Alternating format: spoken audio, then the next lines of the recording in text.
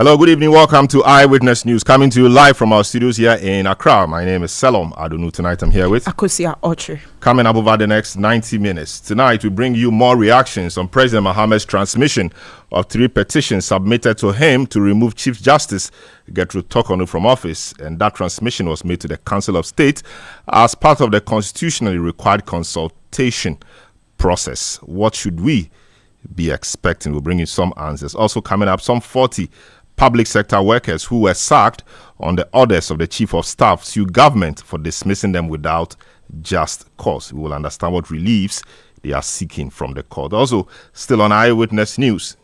This government lacked the commitment to fight Galamsey, and what exacerbation we're seeing in Galamsey around the country is as a result of the lack of commitment of the John Dramani Mahama administration. MPP blasts the NDC government for failing to stop Galamsey as they promised in the lead up to the 2024 elections. We'll hear from them. Stay with 97.3 Citi FM for more on this and other stories on Eyewitness News. And in business, Ghana scores 67% in business regulatory framework. Well, this is according to the World Bank Business Ready report. There is more business in the next 50 minutes. Eyewitness News is live across the country on all our affiliates and around the globe at citinewsroom.com. Your comments are welcome via WhatsApp line 0549 986 996. You can follow me on X at Salom Adunu. The hashtag, as always, is Citi Newsroom. Akosia gives us the very first story. Now, President John Dramani Mahama has referred 3 petitions seeking the removal of Chief Justice Gertrude Torkornoo to the Council of State. Well, this announcement was made yesterday in a statement issued by the Minister of State in charge of Government Communications, Felix Kwakye Ofosu. Now, the statement reaffirmed the President's commitment to following constitutional procedures in handling the matter in line with Article 146 of the 1992 Constitution. Very well, let's get to the phone lines now. I speak to a former Minister of State, a lawyer, and a member of the National Democratic Congress, and a former MP as well, Inusa Fuseni. He was MP for Tamale Central. Hello, good evening, sir. Welcome to Eyewitness News. How did the news of the President transmitting 3 petitions to the Council of State in respect of the removal of the Chief Justice, how did that come to you? Well, it didn't come to me as a surprise because we had read about so many petitions that had been sent to the presidency for the removal of the Chief Justice. Indeed, under Nana Addo Akufo-Addo, there was one such petition submitted to him by Professor Kokwaza seeking the removal of the Chief Justice on the basis of incompetence. And so I was not surprised that the President had forwarded the petitions to the Council of State. I see, but what particularly, what is it about this Chief Justice particularly is making people send this number of petitions? You just alluded to the fact that some were sent earlier, and of course we know about Professor Zez, which was dismissed by the President the day before he left office, and now we have three petitions from different quarters. What particularly, in your view, is making people petition the President for the Chief Justice's removal?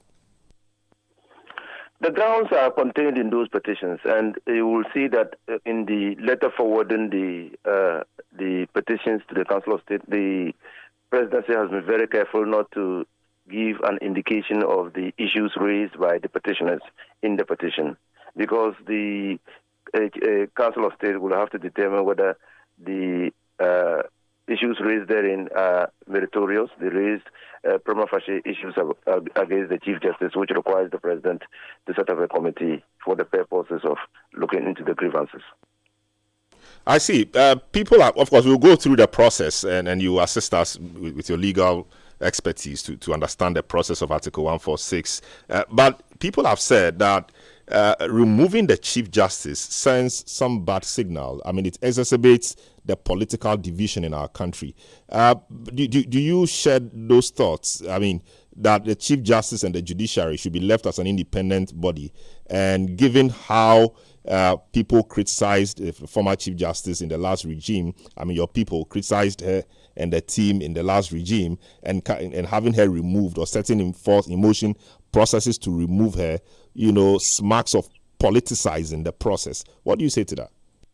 Well, the argument has been around for a very long time. I mean, it is founded on two very important principles, the independence of the judiciary and the principle of separation of powers. That, look, I mean, to have a judiciary that holds the balance of power between the executive and the legislature and the people of this country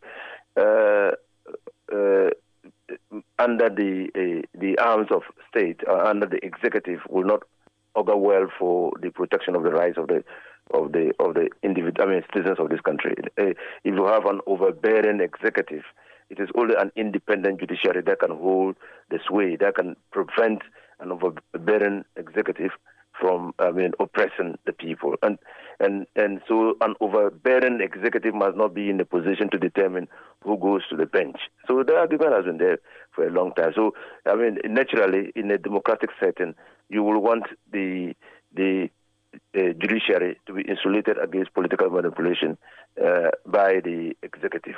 And to do that, you will need the judiciary to exercise independence of thought and actions. And people, these independence of thought and actions must manifest in their decisions.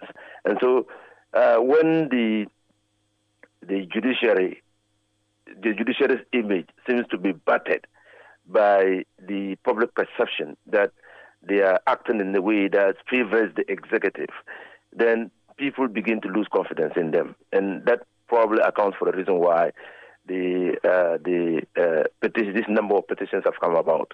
And so I will say that, and I've said it elsewhere, that actually it behoves on the judiciary, at least. We know that the appointing power is vested in the president, in the executive.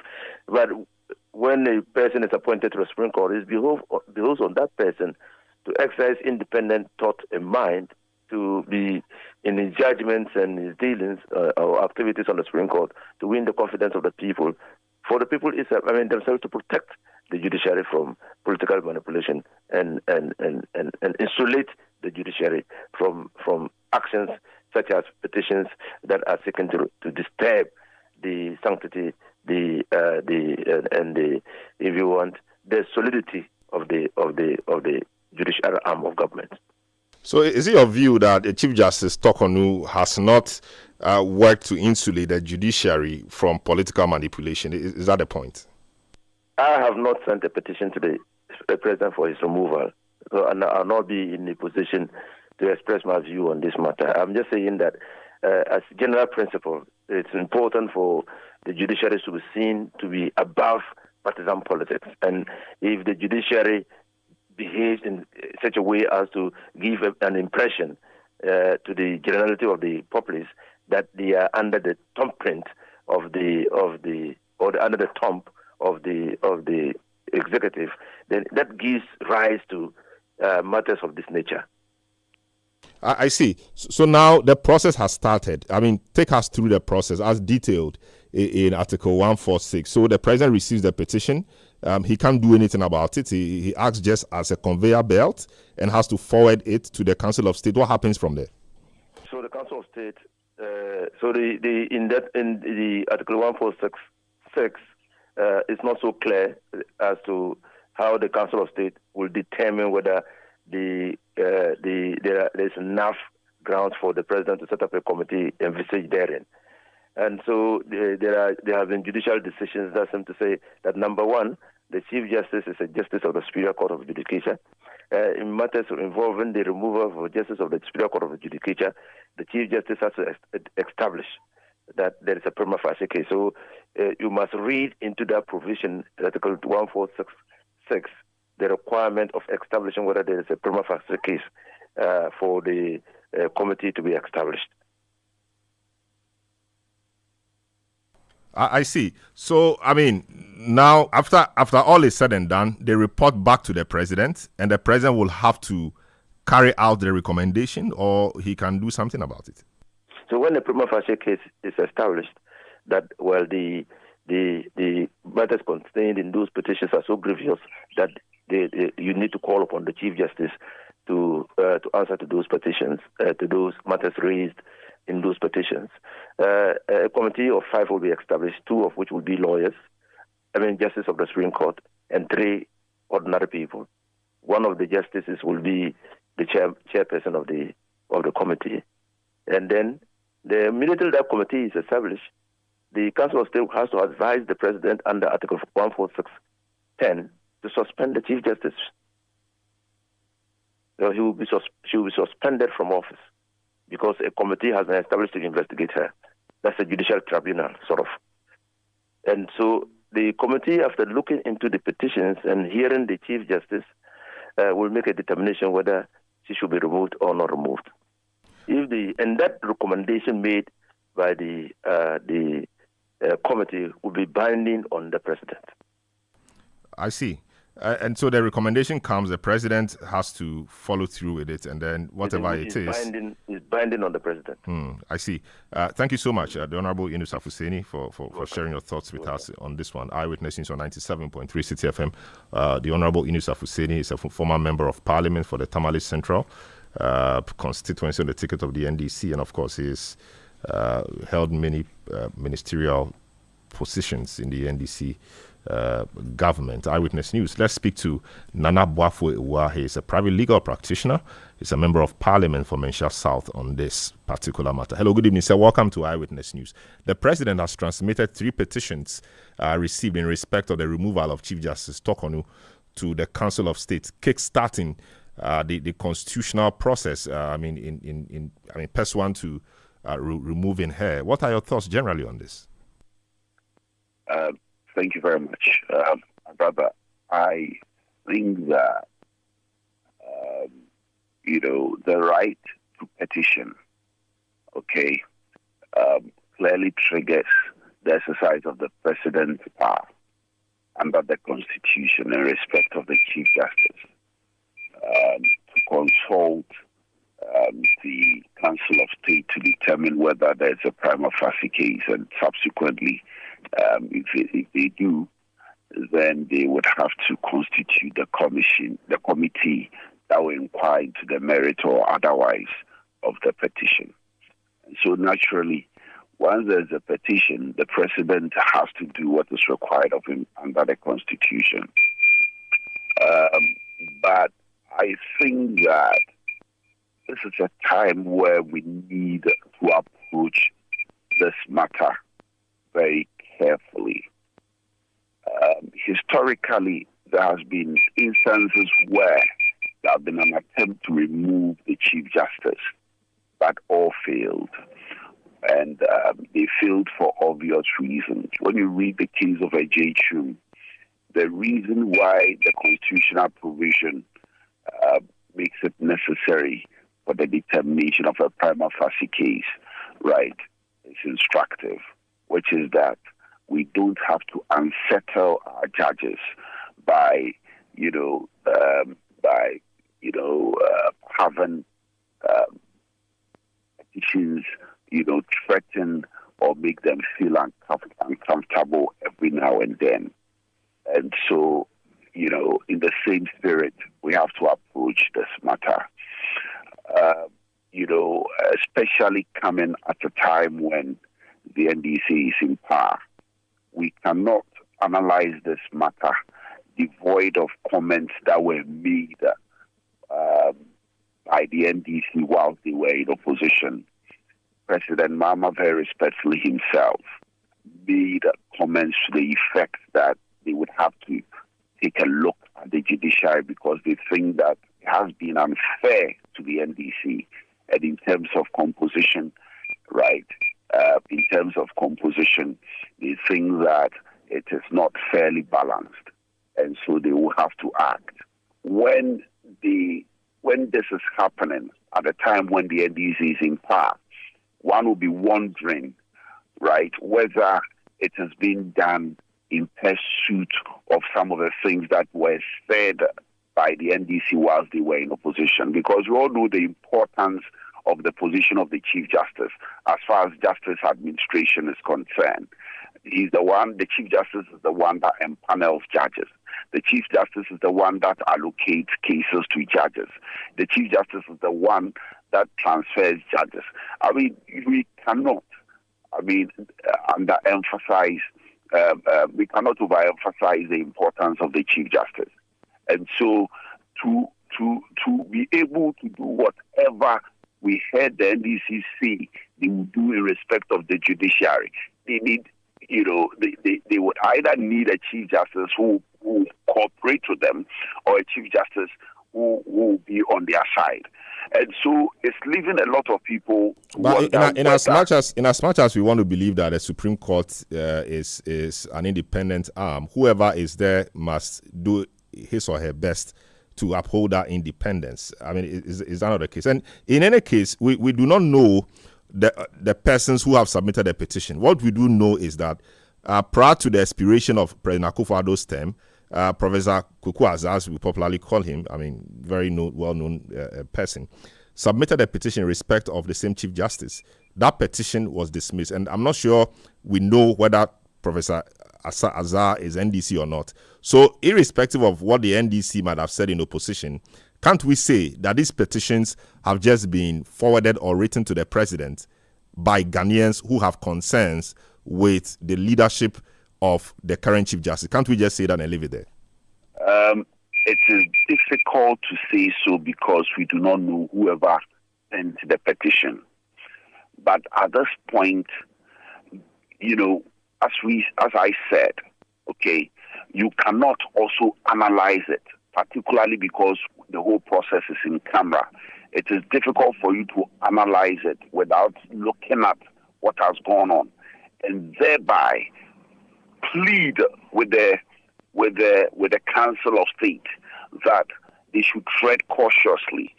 They are standing in between our democracy and the subsuming pressure potentially from the ruling government and its party. It is very important, my brother. Look, we politicians, if you give us one, we may want to add two to it, okay? And it's mostly, okay, it's mostly, let me put it this way. Sometimes the interest of the nation might not be the overriding interest. Sometimes. And so it is important that people like you, people like me, people like the Council of State, okay, serve as our conscience, serve as our guidance in some of these things. Because, my brother, if today we are not careful and we allow the Chief Justice to be removed, unless there is serious basis for it, tomorrow someone else will do it. Someone else will. Yes, hello.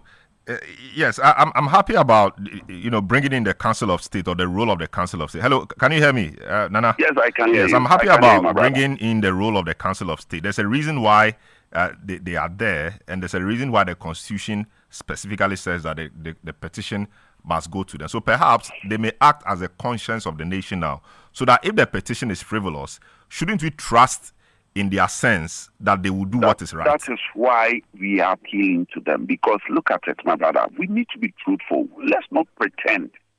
You see, when we pretend, we don't do this country any good.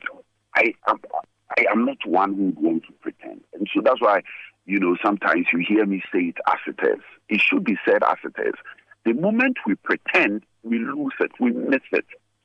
Look, my brother, the Council of State, the majority of them are appointed by the certain president. In fact, when the elections for Council of State members were held, and in Ashanti region, Nana Nkansah, who is perceived to be a member of the MPP, was close to winning. They scuttled it. They said, hell no. They will rather make sure that Nana doesn't win because he's MPP. They will prefer Mr. Obimpe. Why? Because Mr. Obimpe is NDC. Going by that, it tells you that they will prefer people who are aligned with the government or president on the Council of State. Okay? And so it will not be far-fetched to think or perceive that the current constitution of the Council of State aligns with the current government. But right? that's how it's always But been. that Has it said, not yes, been so? that's Yes. how it is. It has always But been. we've trusted them to do what is right. So in the last regime, in this instance, we are trusting and appealing to them. We are not just that they will do trusting what them. is right, and what is We right are is not appealing to necessarily them. removing We her need or to- retaining her. My brother, we need to constantly remind ourselves, right? Sometimes we may forget of the risk of some actions or inactions. And so let's remind the Council of State. I know Justice Sophia Akufu is there, a former Chief Justice. I know Justice Edinyira is there. I know Mr. Doajaho, a former Speaker of Parliament. Justice Akoto Banfo, actually. Justice Akoto Banfo is there. Let's remind them that this can be very dangerous for our country unless there is a very serious ground for her removal. We need to be careful. I see. Because now, you know, look, honorable, you see, the point is that the Constitution, the framers of the Constitution, as far back as 1992, put this down. This is the procedure. So the petitions have come. The president has forwarded it to the appropriate quarters, provided for by the Constitution. Now, there's a reason why they are there, and they've been there for a long time. They have dismissed petitions, and I'm sure they have upheld some. In the case of the former EC boss, Charlotte Osei, because they felt that there was enough grounds for it. Why can't we just trust them and hope that they do what is right? Because that is why they are there. I haven't said I don't trust them. Please, let's be very careful. Let's be very mindful in terms of our choice of words. All I am saying is that when it gets to this point, okay, let's appeal to them. Let's remind them, right? For instance, if Parliament is going to consider a bill, right, you have people appealing to Parliament. Don't we do it all the time? Yes. And so, likewise or similarly, when the Council of the State is going to consider a matter as grievous as this, I don't think it is wrong for us to appeal to them and remind them of the potential consequence, right? That, look, if you are not careful and you give the politician 1 inch, he would want to add 10 inches to it. I see. And a final one. Tread cautiously. Very well. I think that caution is well noted. A final one. Yes. You mentioned the fact that the NDC, when they were in opposition, had serious concerns with the bench under the current Chief Justice, and even President Mahama himself, then Kandi Mahama, had some issues. But is it not the case also that the former National Security Coordinator, Albert Kandapa, also appeared to have had issues with the nature and kinds of judgments that came from the Supreme Court, where he said that the unanimous and all of that was a bit concerning. So if they could balance it, maybe he's not a lawyer, so he thought it could be balanced. So these are concerns from a national security minister of the previous regime, and that's telling. You see, the question then would be, right? Will the removal of the Chief Justice cure the concerns that have been raised? I think that we need to reform the mode of appointment of our judges, undoubtedly. But this is not the solution, okay? Let's pursue the necessary reforms, okay? But if we are not careful and we start something today, we are going to go on a circus. Today, I've also seen, even on social media, a petition by somebody against one of the justices of the Supreme Court. If we are not careful, we are going to go in a circus of witch hunting, right? Very well. We have to be very careful. That is all I'm saying. The president has the right and the power to do what he's doing. But we need to appeal to good conscience that let's tread cautiously. MPP, NDC, we are all politicians. If we are not careful, of course, the people that will suffer, right, are not us, the politicians. It's you. The amount of political cases that goes to the Supreme Court is not about even 5% of the total cases that the judiciary sit upon in the course of the year. Okay? So the people that will suffer are not you, are not us. It's ordinary Ghanaian. And so let's appeal to the Council of State to tread cautiously. Let's not set a precedent that somebody will come and take advantage of it in the future. Let's be careful. That's all I'm saying. Very well. Thanks so much. Thank you so much. You're welcome, my brother. The Honorable Nana Bafo, a member of Parliament for the Menchia South constituency. Eyewitness News on 97.3 Citi FM. Now, soon we will speak to Nico Tejani, who is a former member of the Council of State, to help us appreciate what the Council of State does in situations like this in relation to petitions sent to the president that is forwarded to the Council of State. Indeed, let me read portions of the Constitution, Article 1466 for you. It says, where the petition is for the removal of the Chief Justice, the President shall, acting in consultation with the Council of State, appoint a committee consisting of 2 justices of the Supreme Court, one of whom shall be appointed chairman by the President, and 3 other persons who are not members of the Council of State, nor members of Parliament, nor lawyers. So the committee appointed under Clause 6 of this article shall inquire into the petition and recommend to the President whether the Chief Justice ought to be removed or not. And it goes ahead to say that all proceedings under this article shall be held in camera, and the Justice or the Chairman against whom the petition is made is entitled to be heard in his defense by himself or by a lawyer or other expert of his choice or of her choice in this sense. The President shall, in each case, act in accordance with the recommendations of the committee. Where a petition has been referred to a committee under this article, the President may, in the case of the Chief Justice, acting in accordance with the advice of the Council of State, by warrant signed by him, suspend the Chief Justice. So once the petition, upon the advice of the Council of State, is referred to the committee, which we just read about, made up of 2 Supreme Court justices and 3 other members, once that has been done, the President may, in accord with the advice of the Council of State, by warrant, suspend the Chief Justice.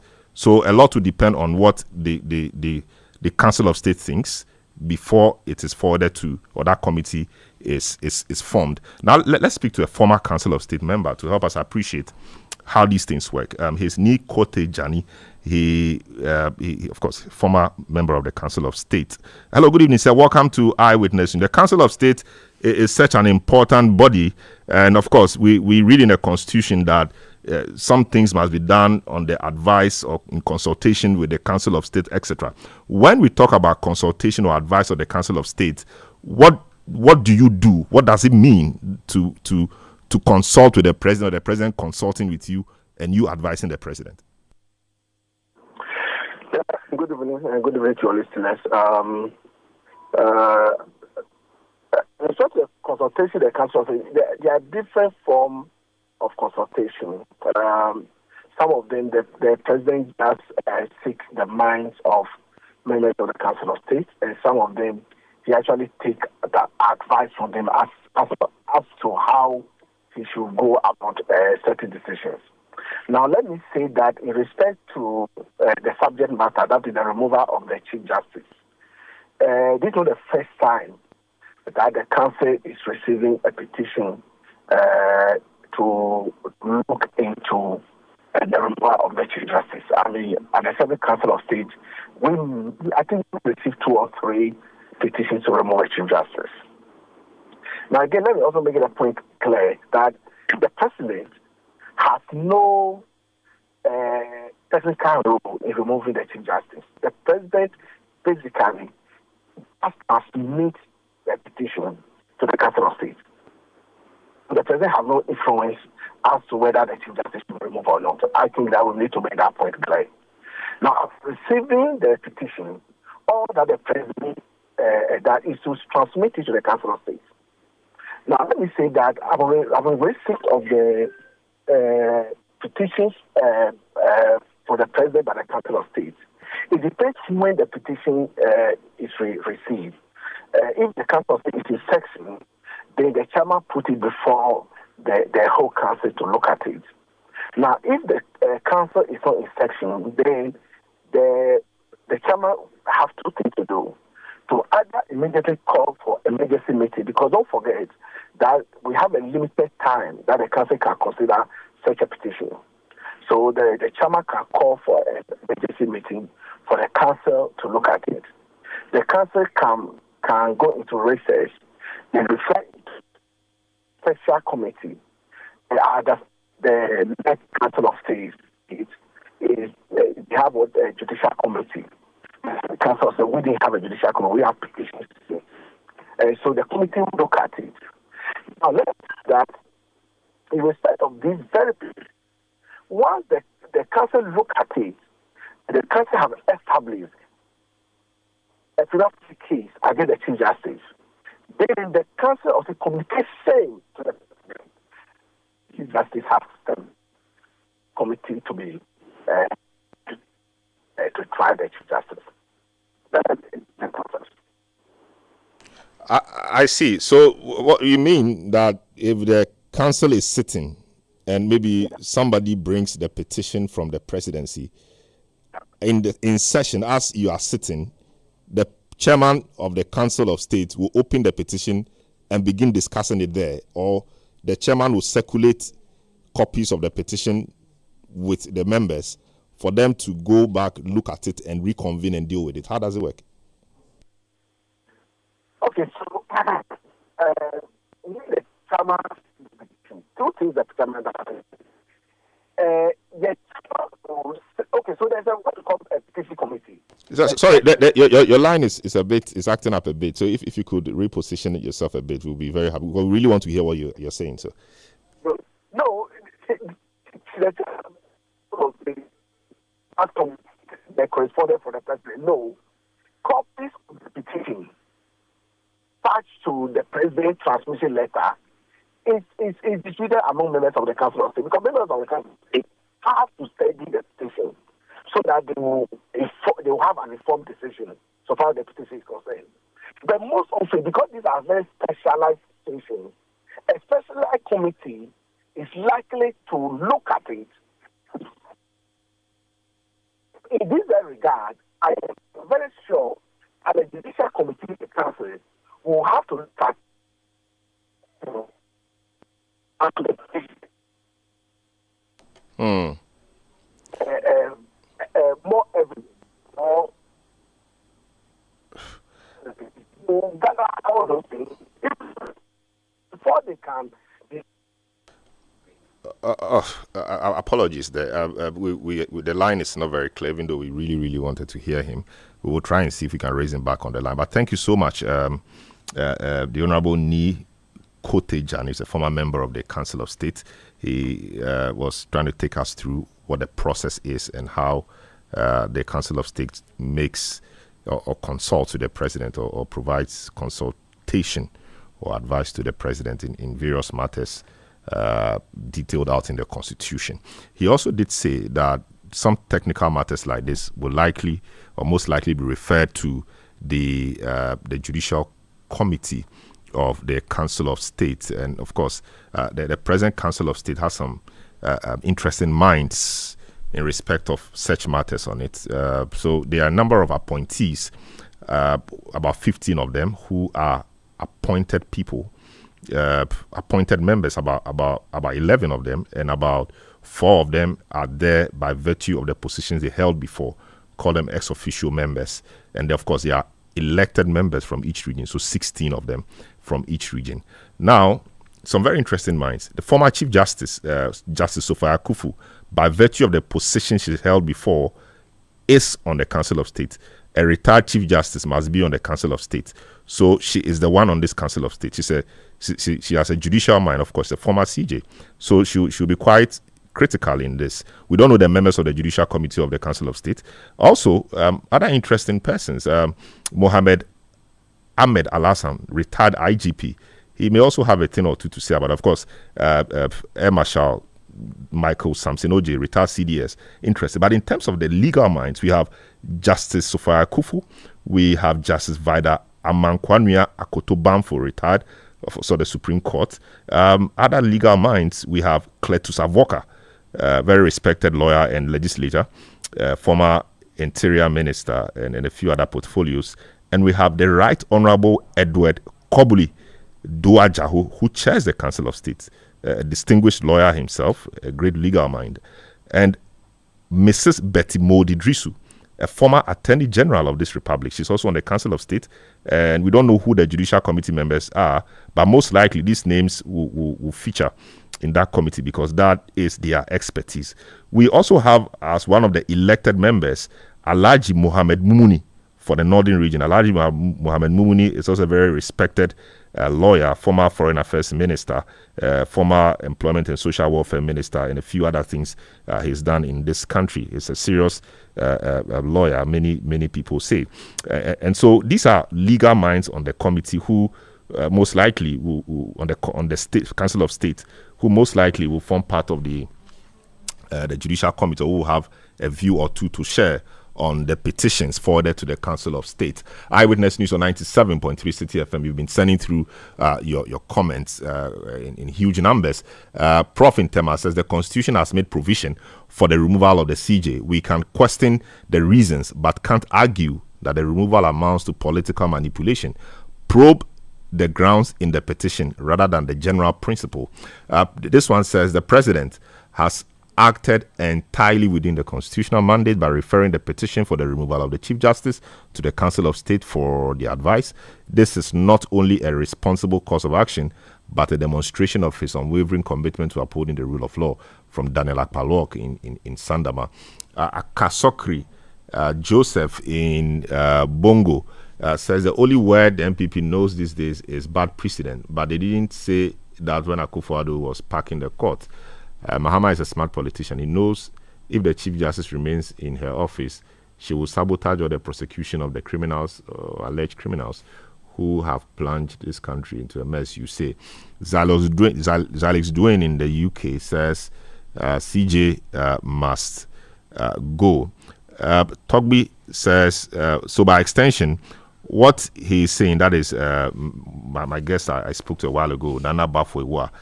What he's saying is that because the judges were appointed by Nana Addo, they were also biased towards the MPP. Carlos Indodudu says, good evening, bro. The MPP rep is speaking grammar. You said you wish that a CJ was sacked from the office this evening. And you say that how can someone file a case within 3 seconds and then you sit on the case and rule on a delivering judgment while other cases have been pending in the same court for many years without being heard? Well, that's Carlos sharing his view there. And now from Nadoli says, good evening, Salam. Even though I may not want the Chief Justice to be removed for some reasons, she has been political in the way she's handled issues. We'll take a short break. We'll return with more. Don't go away. Eyewitness News. Be there as it happens. Oh, jump on now. Go. Google me. At what time when you come back where I don't hear the sound of your car? Why you buy new car? No, I not change my car. It be the same right. It be the fuel way I change. Way one shouts it. Ever since I started using the all-new Excellium Premium Fuel, fortified with 3-in-1 action. Oh, Joe, now my car they run like electric car. No, it's so. This is the type of fuel where they want to. Because now engine they cost. Where they want for way if I buy it, it go protect my engine. And with the small way I buy, I go drive, sir. Absolutely. It's like strapping a turbocharger to your engine and giving it a protector. And what they bust my mind, Seth, be the 3-in-1 action, no? Excellium, they prevent up to 99% of deposit. It be anti-wear, some be anti-corrosion. Won't pay when I open them. Hey, so where can I find this magical fuel? Just head over to any Total Energy service station and your car will thank you. Hey, then make a finish my gobe fast, then rush go Total Energies. My friend, but why your hand my gobe inside? I give you info. Make a feel the gobe too small. Go. Yo, Pana. Excellium is designed to protect your car engine, decrease fuel consumption, and lower CO2 emissions. Don't say fuel, say Excellium. Choose Excellium, choose quality. Let your voice be heard on Eyewitness News on Facebook at facebook.com/Citi97.3, Twitter at twitter.com/Citi973, and Instagram at instagram.com/Citi973 with the hashtag Eyewitness News. You're welcome back. Let's do some more stories. And the Supreme Court has adjourned its ruling on an application by Akwetia Member of Parliament Ernest Kumi seeking to overturn his contempt conviction by the High Court to April 30.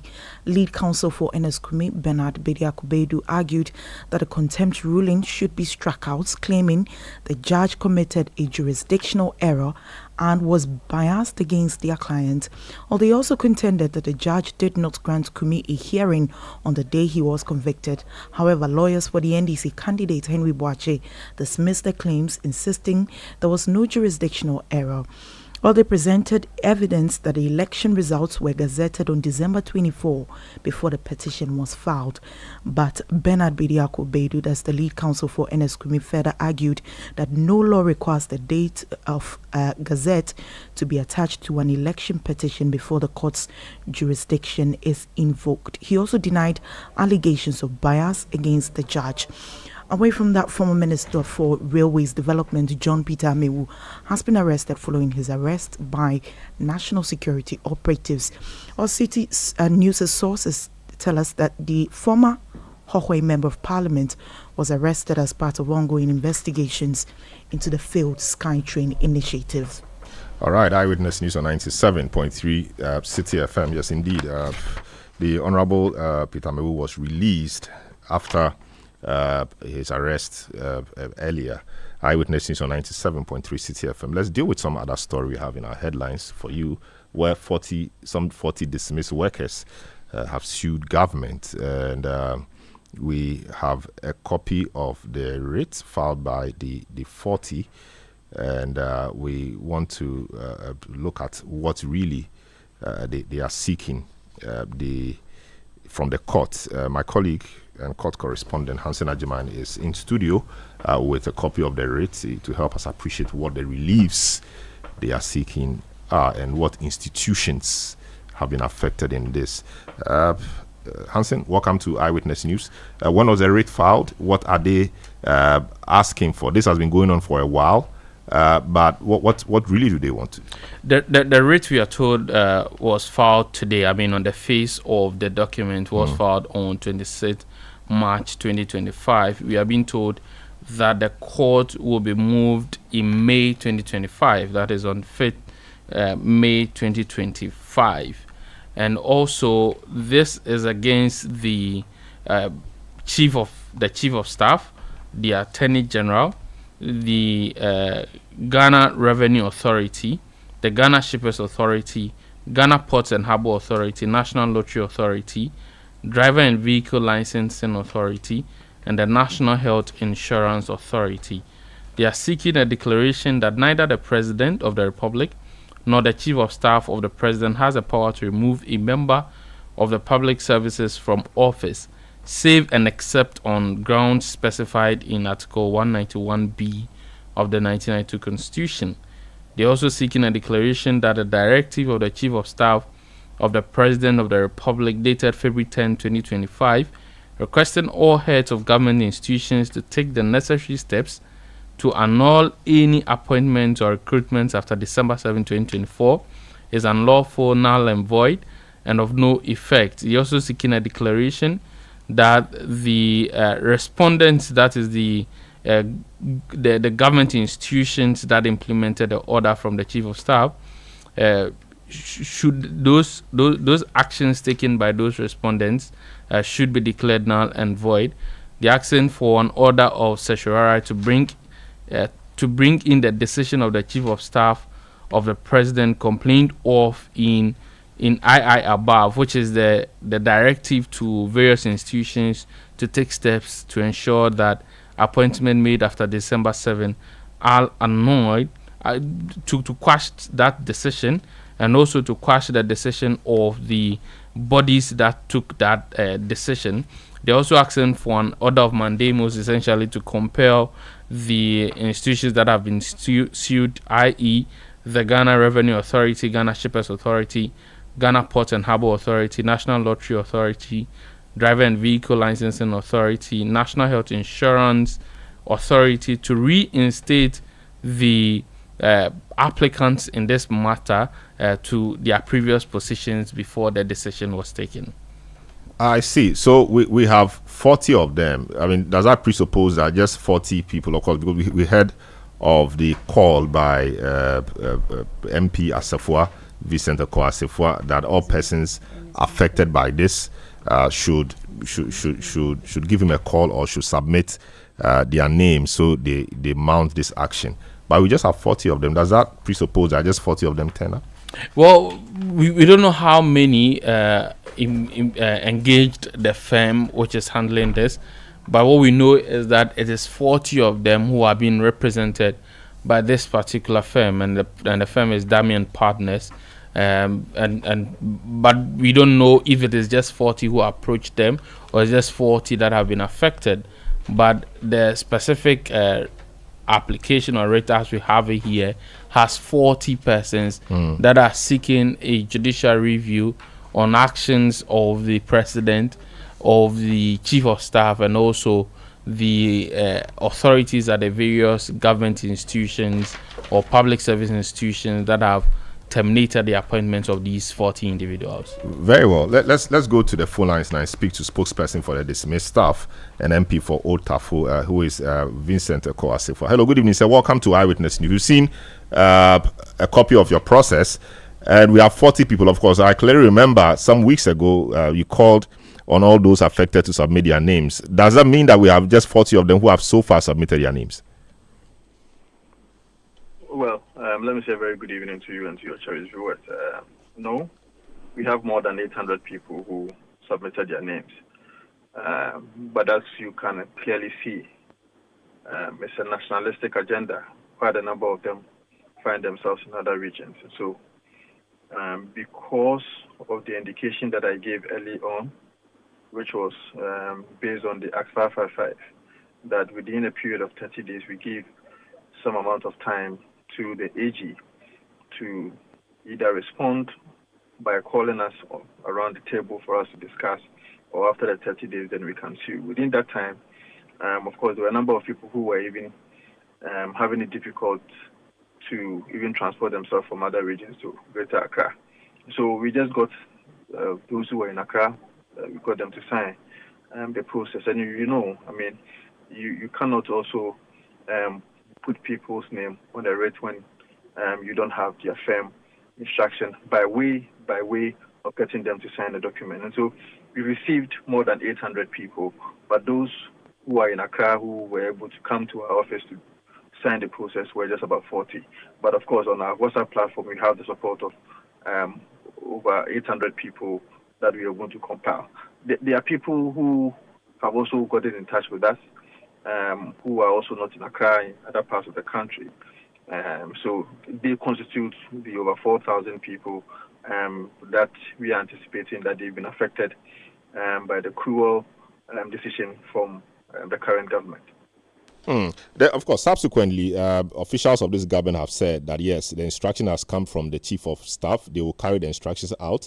What they will do also is to review the processes that led to their employment. Does the fact that the processes that led to their employment will be reviewed give you some succor or respite in terms of how you want to approach it? Because if they audit the process, review the process, and it's regular, maybe they get to stay. I think the allegation or the point they make, if I recall interviews with Felix Ofosu-Kwakye and a few others, is that just after the election was lost, people were hurriedly, employed into the public service when they hadn't gone through the process. And that there's a way people get into the public service. There are interviews, there's a way it happens. But the allegation or the concern they had or have is that these people were hurriedly put into the service. So if, per evidence they bring, indeed these people were put into the service without having gone through the process, would you have a change of mind? Well, we have the firm instructions of our clients to institute the action. And so if you read the application very well,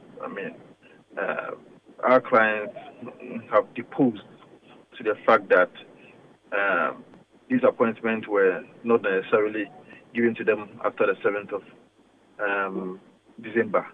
They vehemently disagree, or if you like, they don't agree to the fact that the President and the Chief of Staff are saying that these persons were recruited on the 7th of December or after. And so vehemently they've disagreed, and they've deposed to same in the application that we sent to court. So we have their firm instruction that is actually not the case. And so we are not actually waiting for any review whatsoever. We believe that the review may turn positive or negative. And so because we don't know the outcome, or we cannot predict the outcome of it, we believe that the right process is, according to my client, is that we have to go to court and make sure that, one, we get the court to quash the decision by the state institutions and other bodies as well. And two, we get the court to mandate, by way of mandamus, to mandate these institutions to recall our clients back to their various positions, and also to prohibit them, so that in future they do not send these people back home on the basis that they were recruited or appointed on the 7th of December or after. Very well. Thank you so much. The Honorable Vincent Asifua, Esquire, spokesperson for the dismissed staff and MP for OTA. For now, Parliament has approved the Electronic Transfer Levy Repeal Bill 2025, effectively abolishing the e-levy. The levy, which was initially set at 1.75% and later reduced to 1%, taxed electronic transactions, including mobile money payments, bank transfers, and inward remittances. During the debate on the approval, Deputy Finance Minister Thomas Nyakuampim stated that scrapping the e-levy has provided Ghanaians with 2 billion Ghana cedis in relief to help improve livelihoods. Has been consistent, has stayed true to his promise to Ghanaians that when elected, he would abolish e-levy, and that is exactly what we are doing. Mr. Speaker, Honorable Brian Achampong made comments on paragraph 6.2 that the paragraph seeks to suggest that all Ghanaians were against e-levy. In fact, an Afrobarometer report that was survey that was presented after e-levy was passed indicated that 3/4 of Ghanaians were against e-levy. And so this is to emphasize the fact that it was a very unpopular levy and majority of Ghanaians were against it. So that's the Deputy Finance Minister, Thomas Nyakuampim. Now, Parliament also passed the Income Tax Amendment Bill 2025 to abolish betting taxes on gaming and lotteries and repeal 1.5% withholding tax on processed gold. Eyewitness News on 97.3 Citi FM. It's time for Citi Business News after this break. Eyewitness News. Be there as it happens. Sewudru krum na wote yes charcoal toothpaste aya no ya hwe yie no bi amfa so kwan na no wa chenchena esane se charcoal toothpaste bebre ane wodwa so nanso nya ni nyina na yema wo se titru mpo ni se wo nyini no bon ho modin se wo beto charcoal toothpaste a ye di bidia nkasa ye na anya dai kekane de agumu na wo de yin keka wa firi simu na wo se anya hoden na se efita to charcoal toothpaste fluoride ewo mu na bo se ho ban na mana ye din da ekosi se obobo akokora na sa abrewa Pepsodent charcoal toothpaste dear, what dibidie, lemon, mint, and zinc, and a cabomoye. Ente ma was ding, now when you say ram the munina. Pepsodent dear, you knew that out. Ente was bidie, lemon, and mint, a cabomoye dear. And your natural say, yes, sing a down for no. A bemo no my ram, now bow so by a freaky kawabiemu. To Pepsodent charcoal toothpaste. Fetch you sing, now more so by a brebia. Charlie, where are you? Boss man, I'm at the bank. Really? But your car is in front of your house. Bro, my bank on my phone, Charlie. Oh, how? EcoBank, bro. With EcoBank mobile app, I can do everything, anywhere, anytime. Listen, I just checked my account balance, paid Ahmed's school fees, and sent money to my grandma at Walwale. Oh, wow. Wow. Masa, just download the EcoBank mobile app from the Google Play Store or the App Store, or dial *770# and be your own bank manager. Manager. Whether to pay bills or fees, to check account statements, send money across Ghana, abroad, and more, EcoBank mobile app has got it covered. EcoBank Mobile, making everyday people live everyday lives the EcoBank way. EcoBank, the Pan-African bank. Let your voice be heard on Eyewitness News on Facebook at facebook.com/Citi97.3, Twitter at twitter.com/Citi973, and Instagram at instagram.com/Citi973 with the hashtag Eyewitness News. Get the details. Every significant financial transaction, every market movement, and all the policies that affect your business. Citi Business News. Be informed. Hello there, welcome to Citi Business News on Eyewitness News. I am Akusia Ocho. Let's settle for the details. Now, Ghana has achieved a 67% score in regulatory framework in the latest World Bank Business Ready report, marking a significant milestone in its efforts in enhancing the ease of doing businesses and attract investment. However, the country's performance across other key areas remained mixed, signaling the need for further reforms. While speaking at the Business Ready Report dissemination event in Accra, Valeria Perotti, manager of the Be Ready unit at the World Bank headquarters, provided insights into the findings. When we look at the pillar scores for Ghana, we observe the same difference in terms of the public services gap. The regulatory framework score is 67. The public services score is 48, so there's almost 20 points difference between regulatory framework and public services. Operational efficiency is somewhere in between. When we compare to the average of the 14 sub-Saharan economies covered in the first report, we see that Ghana does better than the average in the regulatory framework and public services, but is lagging a bit behind in terms of operational efficiency. That was the voice of Valeria Perotti, manager of the Be Ready unit at the World Bank headquarters. Meanwhile, Minister for Trade, Agribusiness and Industry, Elizabeth Ofosu-Jare, has assured of taking steps to enhance regulatory frameworks to create a more conducive business environment as part of its business regulatory reform program. The Ministry of Trade, Agribusiness and Industry is implementing a comprehensive business regulatory reform program, BRR. The initiative is designed to tackle systemic challenges, streamline existing business regulation, and ensure the quality and coherence of new regulations. This reflects the government's unwavering commitment to removing long-standing barriers that have hindered businesses in Ghana from realizing its full potential.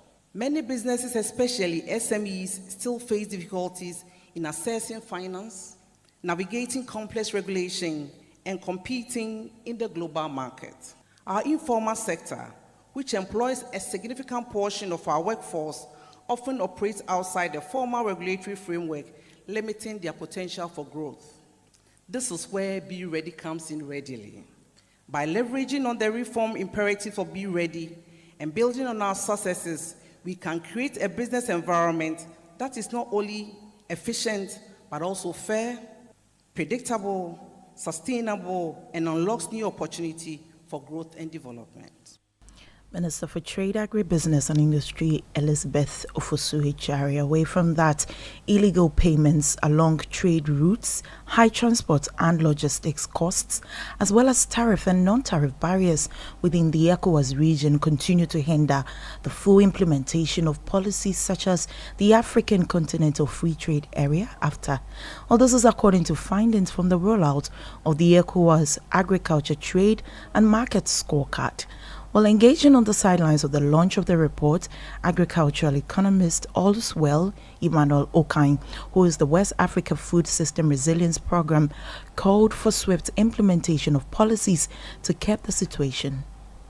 In fact, it actually corroborates other studies that have been done within the sector. I mean, some of the findings were the usual lack of information or awareness of the policies and what is expected of stakeholders, especially the traders within these commodities, agricultural commodities we are talking about. Other bottlenecks include the infrastructure, state of infrastructure, how it delays and impedes trade, That was Allswell Emmanuel Okai, an agricultural economist with the West Africa Food System Resilience Program.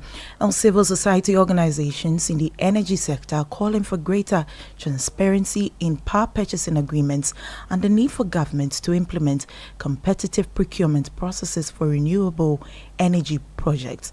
Now, they note that despite Ghana's commitment to clean energy, the slow pace of renewable energy integration into the national grid is alarming.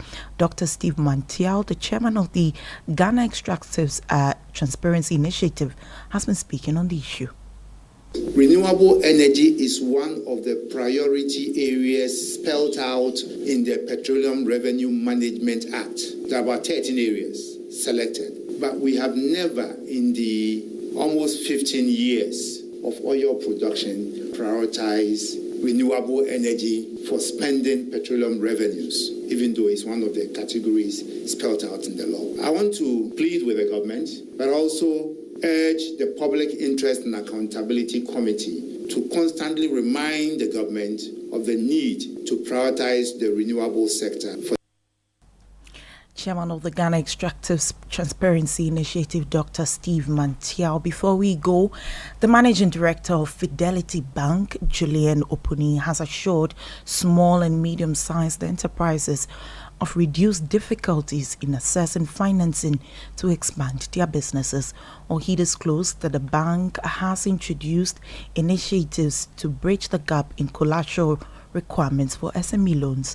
Speaking at a media engagement in Accra, Julian Opuni reaffirmed the company's commitment to supporting SME growth in the country. So we're reducing the need to provide collateral for certain loan brackets to give people a chance to get access to finance. And then we're also making it the ease of repayment a lot better. So giving different ways of making repayments, from cash to maybe using your mobile money to do a transfer across to direct transfers using the app. And so for the SMEs, we know that access to finance is one of the key things. The other thing we're doing is we're trying to ensure that we can develop through capacity building a stable SME environment. We always talk about SMEs not being as formalized as they're supposed to be, which makes it risky to lend to them. But I believe that it's part of the responsibility of the financial sector to ensure that we can assist in driving technical assistance around the fundamental basics, managing a business, marketing your business, managing, like people wonder, even fraud and theft, etc. And those are some of the things that we're driving to try and push the SME agenda for the country. Julian Opuni is the Managing Director of Fidelity Bank. Well, that's how we wrap up the Wednesday edition of the City Business News on Eyewitness News. I'm Makosia Otre. Do stay with us. Up next is Point Blank. Eyewitness News. Be there as it happens. Oh, jump on now. Go. Google me. At what time will you come back where I don't hear the sound of your car? Why you buy new car? No, I don't change my car. It be the same ride. It be the fuel way I change. Way one shouts it. Ever since I started using the all-new Excellium Premium Fuel, fortified with 3-in-1 action. Oh, Joe, now my car they run like electric car. No, it's so. This is the type of fuel where they want to. Because now engine they cost. Where they want for way if I buy it, it go protect my engine. And with the small way I buy, I'll go drive, sir. Absolutely. It's like strapping a turbocharger to your engine and giving it a protector. And what they bust my mind, Seth, be the 3-in-1 action, no? Excellium, they prevent up to 99% of deposit. It be anti-wear, some be anti-corrosion. Won't pay when I open there. Hey, so where can I find this magical fuel? Just head over to any Total Energy service station and your car will thank you. Hey, then make a finish my gobe fast, then rush go Total Energies. My friend, but why your hand my gobe inside? I give you info. Make a fill the gobe too small. Go. Excellium is designed to protect your car engine, decrease fuel consumption, and lower CO2 emissions. Don't say fuel, say Excellium. Choose Excellium, choose quality. Football's magic never fades, even from the couch.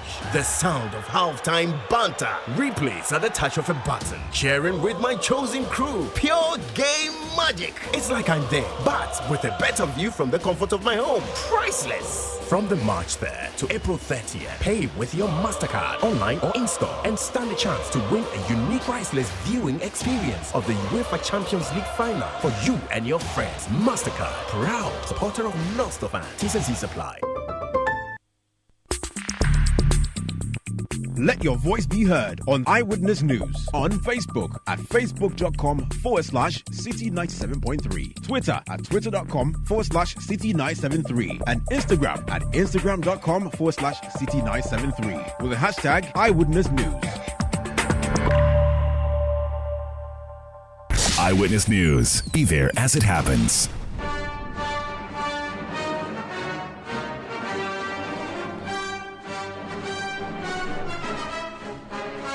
"24 minutes to the top of the hour. This is Point Blank on Eyewitness News. On Point Blank tonight, we examine some of the concerns of the New Patriotic Party in respect of the Galamsey fight. They have criticized the Mahama administration for its handling of the illegal small-scale mining, asserting that the situation has deteriorated under its leadership, or under the leadership of the administration. The party noted that before the 2024 elections, civil society organizations and the NDC raised concerns about Galamsey.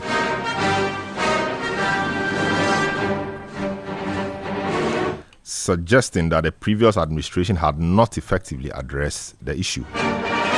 Speaking to journalists, the MPP's Director of Communications, Richard Ahiangba, stated that the government's lack of commitment has further exacerbated the problem.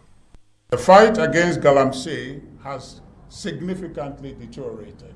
Just before the election, you heard calls in civil society, championed also by the National Democratic Congress. The president now have been seen on platforms saying that Ghanaians voted for us, and so therefore we must resolve the problem of Galamsey. Some have called around that time for a state of emergency to be declared. And the NDC participated in that conversation and created the impression that we were not willing to do much about the fight to curb Galamsey. But today, you will agree, as I tell you, that this government lacked the commitment to fight Galamsey. And what exacerbation we're seeing in Galamsey around the country is as a result of the lack of commitment of the John Dramani Mahama administration. Today, our forests are populated with recruited militants from Ivory Coast and other regions to protect Galamseyers who are, according to media reports, are NDC members.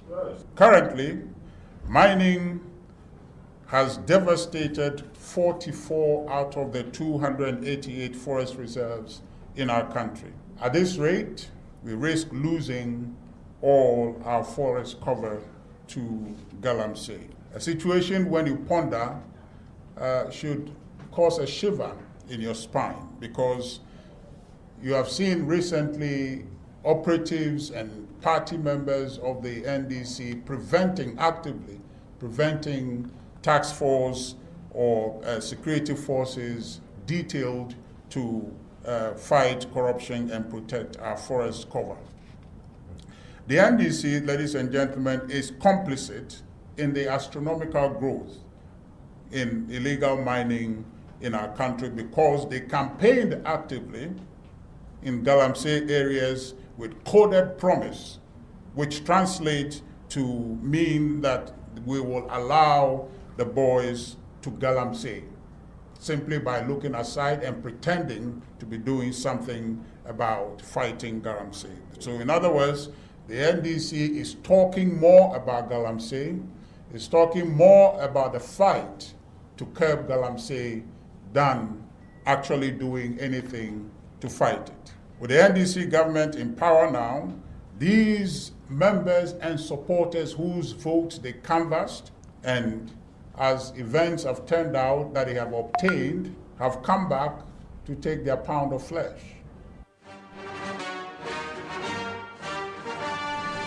So that was Richard Ahiagba, Director of Communications of the MPP. He spoke to journalists in Accra today. Now let's speak to the Minerals Commission. the body in charge of regulating mining in the country. Is Deputy Chief Executive in charge of small-scale mining is Isaac Tando, and he joins us on the line now. Hello, good evening, sir. Welcome to Eyewitness News. The verdict from the MPP is that Galamsey, as we call it, illegal small-scale mining, has exacerbated or has worsened in the 3 months of the new government. What do you say?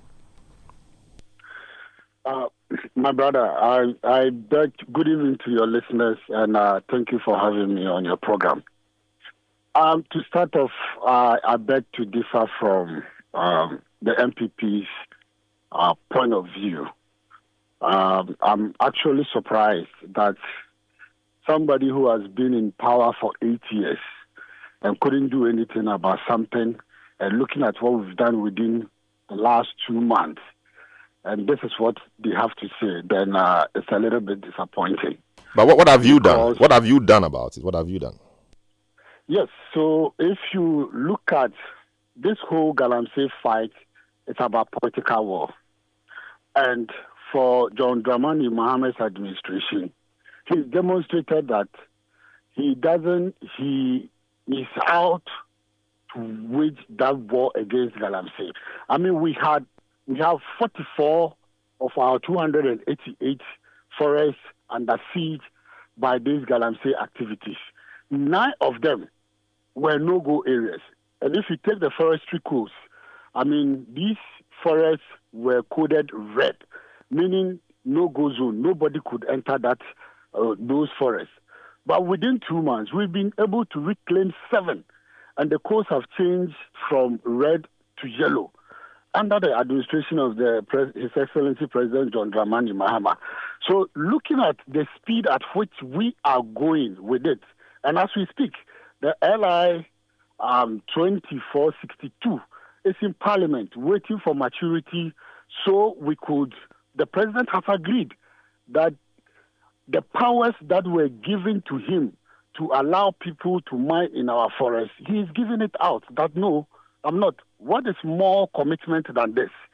Versus the guy who passed that law, versus the guy who has been there for 8 years and couldn't do anything. But I thought that the consensus was, we stop all mining activities in forest reserves. So if you say you are taking the power that makes you grant people mining license or to mine in forest reserve, it's not the same thing. Prior to the election, we were happy to hear that we're going to stop mining in all forest reserve. That's what the Media Coalition against illegal mining of Galamsey has been saying, and a lot of us have been saying, let's stop it. So the power is taken away from the president, but somebody will give the power. And if it's a Minerals Commission, of course, it is an agency under the Ministry of Lands and Natural Resources, and the minister works under the president. So even though it's a bit removed from the president still has some direct connection. So saying that you are taking the power directly away from the president to somebody else, that somebody else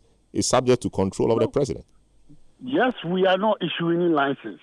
That is the bottom line. No license is being issued for the forest. And that is the very reason why the minister made a bold statement to cancel every license that was issued between 7 December till we came to power, 55 of those.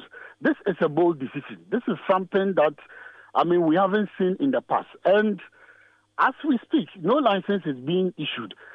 There is a committee that the Minister for Lands and Natural Resources and the Minister for Environment, Science and Technology together inaugurated. They did some work to tell us the state of where we are, and that is where the action has started. And to regain 7 out of 9 forests from the hands of this illegal mining, it's a bold step, and we are not relenting. In fact, there are so many things that are in place that will continue to wage war. If you look at from the military, they've not been able to enter our forests, or they were not even allowed to go into our forests for the last 3-4 years.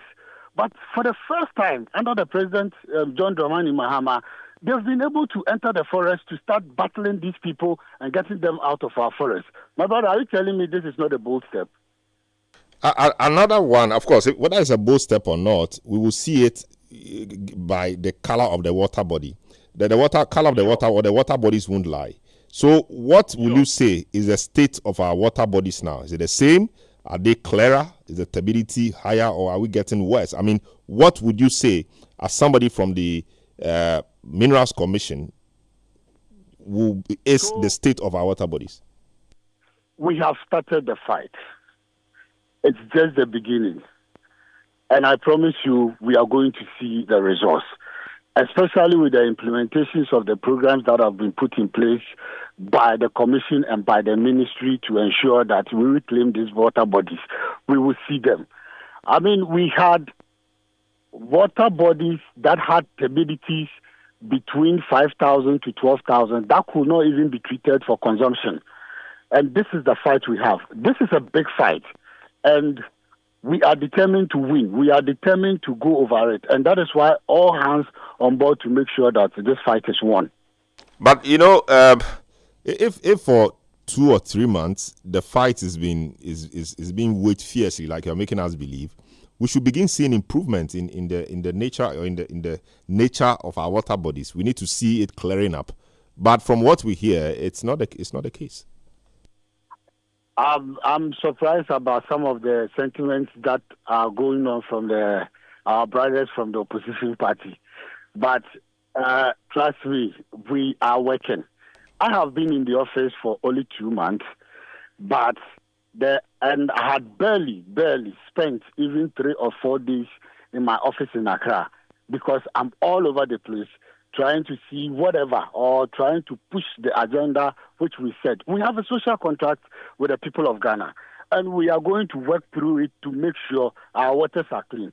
I mean, if you look at the initiative of the blue water guards that we just inaugurated about a week ago. I mean, these guys are going under rigorous training under the reverend command of the Ghana Navy. These guys will be posted very soon to the areas demarcated for them. Once we are through with all these plans, we will see our water bodies cleared. So how much time do we need to see improvements? When will you start measuring the turbidity levels? When we want to see the change? I mean, 2 months of intense work, as you were saying, should actually be yielding results now. Yes, and there are, you may not admit it, but there is a lot of progress. And if I'm quoting from or picking some words or borrowing some words from my minister, I mean, we're looking at, by the end of Q2, we should see a lot of changes happening. We are working. Just that the devastation was too intense, and it will take a while for some of the results to be seen. But we will not relent. The president is determined, the minister is determined, Mineral Commission is determined. We will make sure this fight is won. There's been concern that, of political will, that some members of the governing party in areas like Western North and Western Region, some MPs, the Awoyin MP, for example, has come up for mention, that we've been unable to clamp down on them because they appear to be members of the government. And once we are unable to do so, then it means we are not serious with the fight. What do you say to this? I beg to differ. And if we listen to the president last week when we launched the Tree for Life at Nkawie, he made it clear that all his appointees or any of his appointees who is caught or who is known to be engaging in mining activity would face severe sanctions, including being removed from office. I mean, there are a lot of rumors, and some of them have been given to the police to investigate. We are not going to allow anybody to hide under party colors to be doing things against what we've been fighting against. The president has the will to solve this problem. The minister has the will to solve this problem. Minerals Commission, as advisors to the minister, we have the will to make sure we win against this. I mean, these stories, we hear them, and we are following them, and none of them have come out to be what it is. But I don't think anybody can hide under the NDC colors, whether being regional chairman, whether being whatever, can hide under the colors of the NDC to do what we are saying we are fighting against.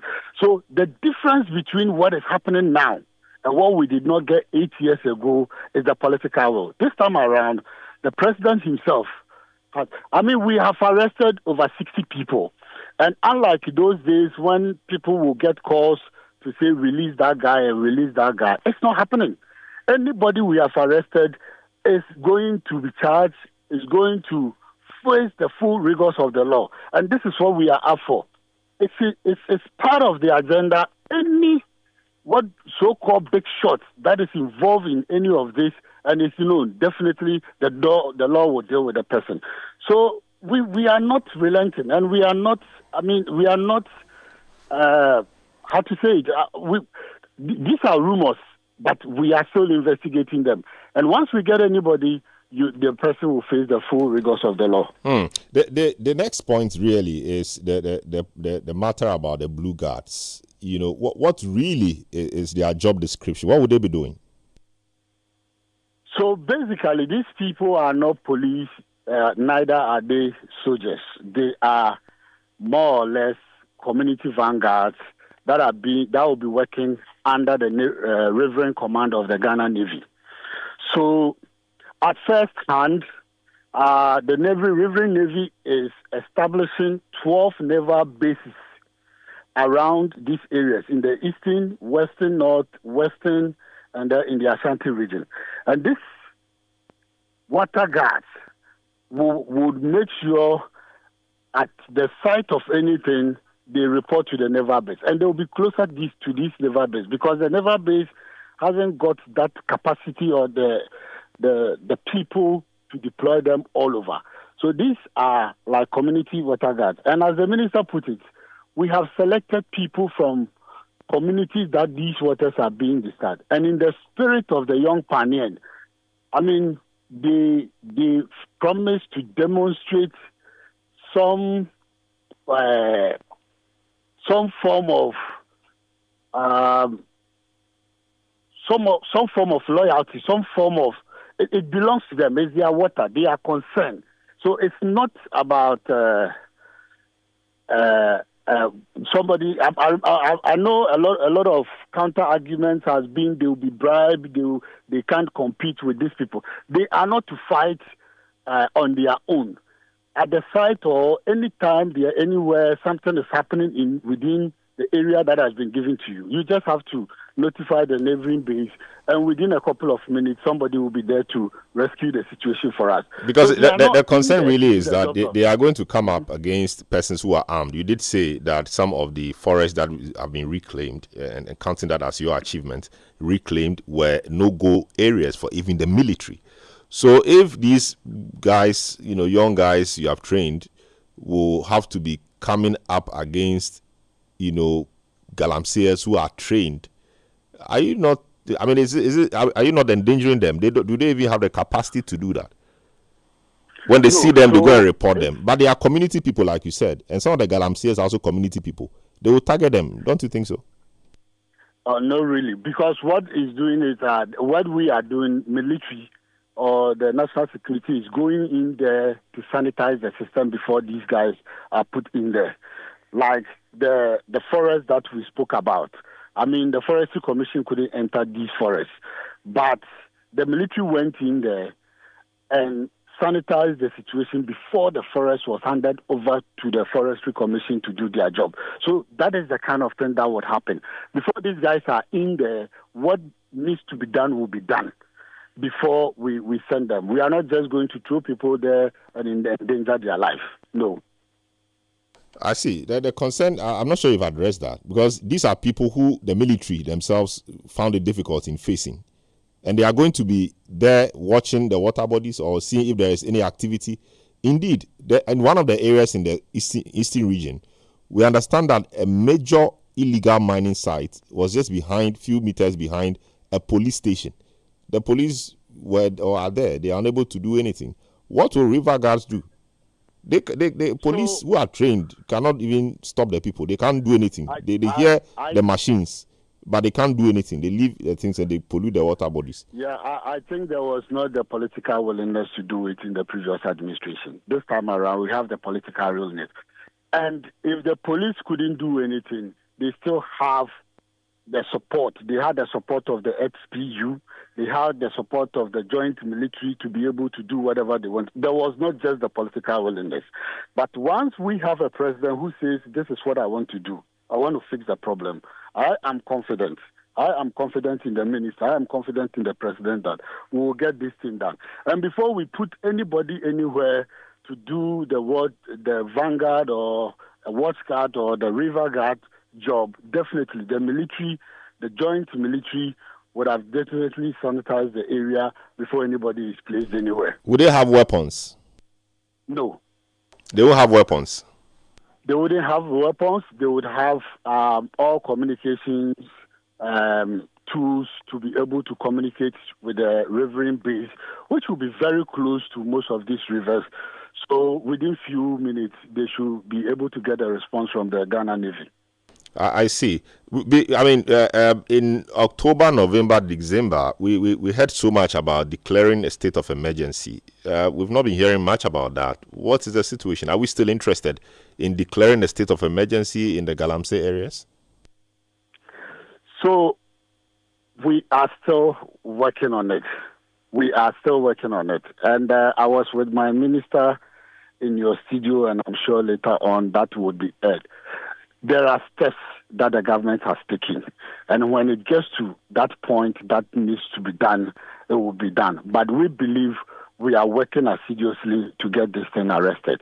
I mean, to get 7 forests out of 9 in less than 2 months, that's a big step. And we believe that the rest, we are working so hard to get them around, to get them back and hand them over to the Minerals Commission so we can do our reforestation and bring them back to their natural state. So this 9 forest reserves you say you have reclaimed, we also hear that the Galamseyers are getting back into some of them. How sure are we that they remain reclaimed and are in the care of the Forestry Commission and the Minerals Commission? So when you are dealing, you see, the monster we are dealing with, when you are dealing with anything that involves money, you are going to face a lot of resistance. I've read that story as well. But at least it tells you that the guys were taken out of the forest. Yes, they are trying to make some incursions. In some instances, the Forestry Commission has been able to fight back, and that did not happen. In some few instances, I mean, we had an issue where a Forestry Commission personnel was attacked and just got out of surgery. I mean, these people would always want to come back. So we will continue the fight. We will continue to go in. So for the fact that we have cleared people and they've tried to make an incursion doesn't mean we've not done anything. All we are saying is we are waging the war. We are going to get the forest back. We are going to get our water bodies back. Yes, we may face certain resistances, but we have the political will to make sure what we have said, we will do it. Finally, I mean, you said you reclaim how many forests reserves? 7. Very well. 7. The no-go area. 7 out of 9. Very good. Where are these forests located? What are they? So I would, on top of my head, is most of them are within the western north, getting into the Ashanti region. But I've got a list. The list of all these forests, I just don't have it off head, but it's something that I can share with your team. Very well. Thanks so much for that. Would have expected that, given that this is a major achievement, at least you could have shared 1 or 2 with us. So we know that when we are driving past a forest reserve that we knew was a no-go area before, we know that, okay, this has been reclaimed, and we tick the administration 1 mark there. Yeah, it's just the names are not names you can easily memorize them, but these are documents I can share with your team. Very well. I'm so grateful for your time this evening, sir. Thanks so much, and we hope to speak more. We'll wait for that list, though. Isaac Tandor is Deputy CEO, Minerals Commission, in charge of small-scale mining. Is my guest tonight on Point Blank on Eyewitness News. So this is how we conclude today's edition of the program.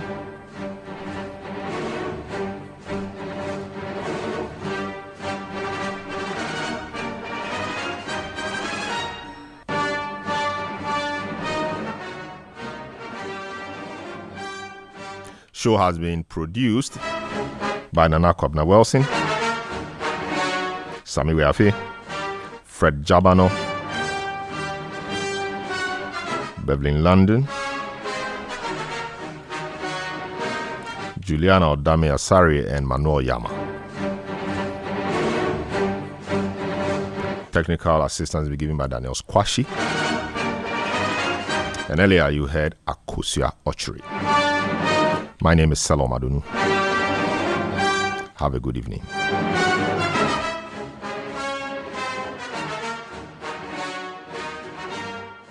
Citi News. Citi News. We speak first. Reach our hotline on 0302 224959 and get interactive on Facebook, Citi 97.3 FM, and on Twitter at Citi 973. Citi 97.3 Accra.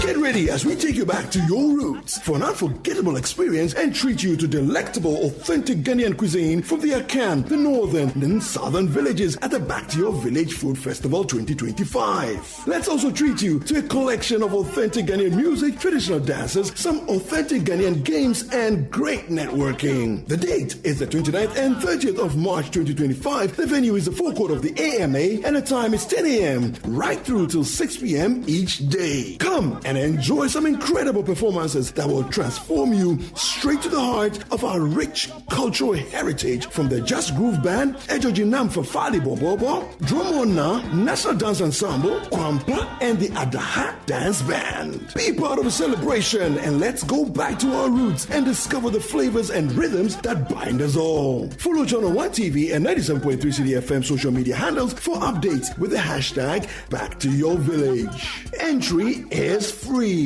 See you there. The Back to Your Village Food Festival 2025 is powered by Channel 1 TV with support from 97.3